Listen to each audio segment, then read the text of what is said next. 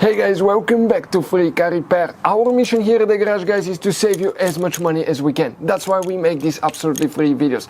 Let's go ahead and start on it now. So now we will be demonstrating on the 2012 Ford F150 that we have right here, guys. But even if you have a different year, that generation, it may work as well. You have fuses for the reverse lights, backup lights as well, and we'll have the fuse video on our channel, so please check it out. We will need to open the fuse box that's located right under the hood, and under the hood, guys, right above the radiator, you have that fuse box. You can see it will look like that. So that fuse box, if you open it, okay, you will see the fuses and the relays facing this way. You will be on that side, the windshield will be towards this side. So let's explain why it's important to test fuses and relays now.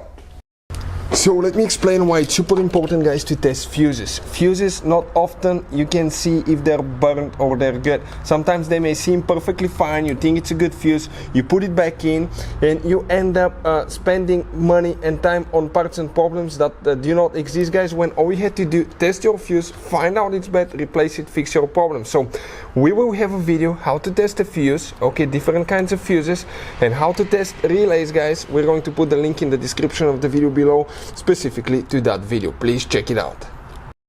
So those relays, guys, you have only 3 different kinds of relays. Could be really expensive and hard to find if you're going to the small towns or stuck in the middle of nowhere. We recommend to keep some spares in your glove box. Just get some spares, guys. We'll put the link in the description of the video below where you can get some from at a really good price, quick shipping. That way you're prepared and you're not stuck in the middle of nowhere. The relay for the reversing lights will be that row of 3 little bitty relays. The one on the very right side, right here, that's the relay that you will need to check specifically, guys. That's a relay for the reverse light. Hey guys, hopefully the video was helpful.